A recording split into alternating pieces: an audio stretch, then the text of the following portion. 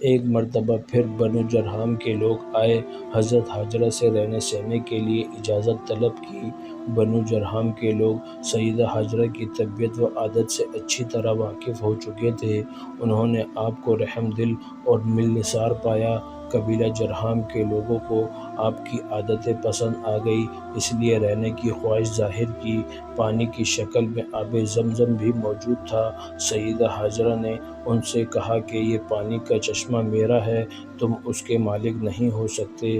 جرہم کے لوگوں نے شرط منظور کر لی۔ رسول اللہ صلی اللہ علیہ وسلم نے فرمایا، اس جرہمی گروہ نے اسماعیل علیہ السلام کی ماں کو ملنسار پایا۔ وہ خود بھی چاہتی تھی کہ کچھ انسان یہاں آباد ہوں، چنانچہ وہ لوگ وہاں ٹھہر گئے اور خاندان کے دوسرے لوگوں کو بھی وہاں بلا لیا، یہاں تک کہ کئی گھرانے وہاں آباد ہو گئے۔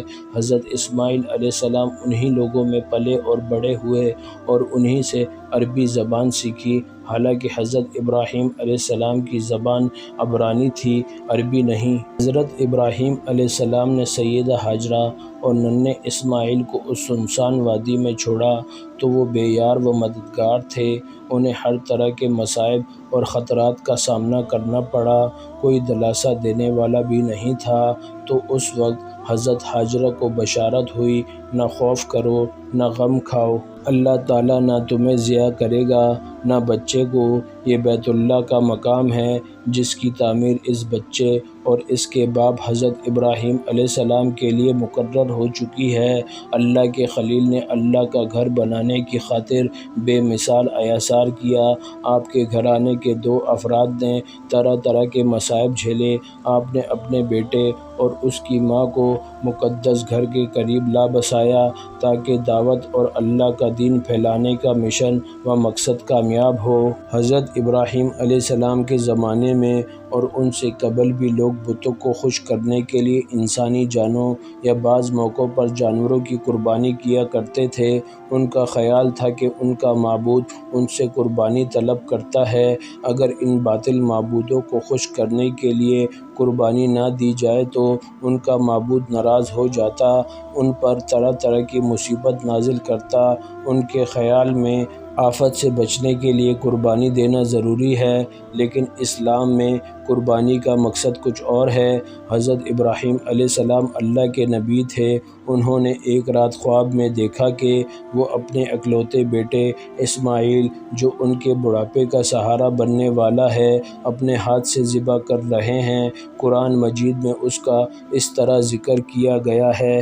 پھر جب وہ لڑکا یعنی اسماعیل دوڑ دھوپ کرنے کی عمر کو پہنچ گیا تو ایک روز ابراہیم علیہ السلام نے کہا، بیٹا میں خواب میں دیکھتا ہوں کہ میں تجھے ذبح کر رہا ہوں، تو بتا تیرا کیا خیال ہے؟ اس نے کہا، ابا جان، جو کچھ آپ کو حکم دیا جا رہا ہے اسے کر ڈالیں، آپ انشاءاللہ مجھے صبر کرنے والوں میں پائیں گے۔ آخر جب ان دونوں نے سر تسلیم خم کر دیا اور ابراہیم علیہ السلام نے بیٹے کو ماتھے کے بل گرا دیا تو ہم نے اس کو نعرہ دی، اے ابراہیم، تو نے خواب سچا کر دکھایا، ہم نیکی کرنے والوں کو ایسے ہی جزا دیتے ہیں۔ یقیناً یہ ایک کھلی آزمائش تھی اور ہم نے ایک بڑی قربانی فدیہ میں دے کر اس بچے کو چھڑا لیا اور اس کی تعریف ہمیشہ کے لیے بعد کی نسلوں میں چھوڑ دی، ہم نیکی کرنے والوں کو ایسے ہی جزا دیتے ہیں، یقیناً وہ ہمارے مومن بندوں میں سے تھے۔ خواب کا مطلب واضح ہے، انہوں نے دیکھا کہ وہ بیٹے کو ذبح کر رہے ہیں لیکن ذبح نہیں کیا۔ لڑکے سے پوچھنے کا مطلب یہ تھا کہ واقعی وہ لڑکا صالح اور نیک تھا کہ نہیں۔ جب لڑکے نے کہا کہ اگر اللہ کا حکم ایسے ہی ہے تو کر ڈالیں، لڑکے کا جواب یہ ظاہر کر رہا ہے کہ وہ باپ کا فرما بردار اور خدا کا حکم ماننے والا ہے۔ اس کا مطلب یہ ہے کہ حضرت ابراہیم علیہ السلام کی دعا پوری ہو گئی۔ قربانی کا یہ واقعہ مینا کے مقام پر پیش آیا۔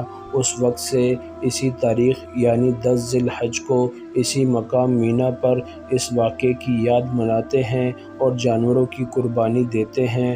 ایک روز حضرت ابراہیم علیہ السلام فلسطین سے مکہ آئے اور اپنے بیٹے اسماعیل علیہ السلام سے کہا کہ اللہ کا حکم ہے کہ میں اس کے گھر کی تعمیر کروں، اس کے لیے مجھے تمہاری مدد کی ضرورت ہے۔ بیٹے نے جواب دیا کہ بیت اللہ کی تعمیر کے لیے میں حاضر ہوں، اس کام میں دیری نہ کیجیے۔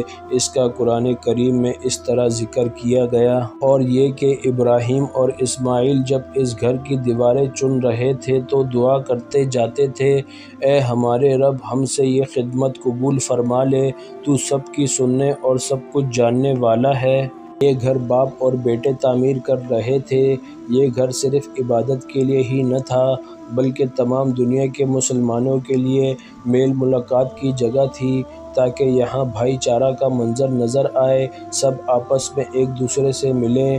وہاں جانے والے خواہ کسی نسل کے ہوں، کسی رنگ کے ہوں، کوئی بھی زبان بولنے والے ہوں، یہاں سب ایک ہو جاتے ہیں اور اپنے آپ کو مسلمان کہلاتے ہیں۔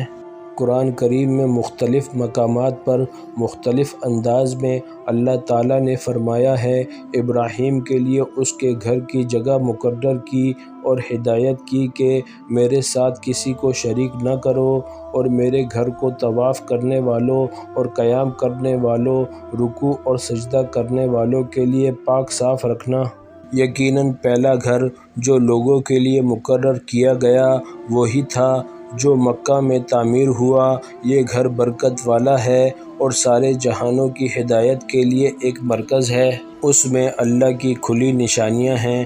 مقام ابراہیم سے جو کوئی اس میں داخل ہو جاتا ہے اس کو امن مل جاتا ہے۔ ایک موقع پر حضرت ابراہیم علیہ السلام یوں دعا کرتے ہیں، اے رب، ہم دونوں کو اپنا فرما بردار بنا، ہماری نسلوں میں سے ایک ایسی قوم اٹھا جو مسلمان ہو، جو تیرے احکامات پر عمل کرے، ہمیں اپنی عبادت کے طریقے بتا، ہماری غلطیوں کو معاف فرما، تو بڑا معاف کرنے والا ہے۔ اے رب، ان لوگوں میں خواہ انہی کی قوم سے ایک ایسا رسول اٹھا جو انہیں تیری آیت سنائے، ان کو کتاب اور حکمت کی تعلیم دے اور ان کی زندگیاں سنوارے، تو بڑا طاقتور اور حکمت والا ہے۔ جب حضرت ابراہیم علیہ السلام اور حضرت اسماعیل علیہ السلام دونوں اللہ کے گھر کی تعمیر کر چکے تو لوگوں کو عبادت کے لیے بلایا گیا۔ اس کا ذکر قرآن کریم میں اس طرح آیا ہے، اور حکم دیا کہ لوگوں میں عام منادی کرو کہ تمہارے پاس آئیں، خواہ پیدل آئیں یا دور دراز مقام سے دبلی اونٹنیوں پر آئیں، تاکہ یہاں آ کر دیکھیں کہ ان کے لیے کیسے کیسے دینی اور دنیاوی فائدے ہیں۔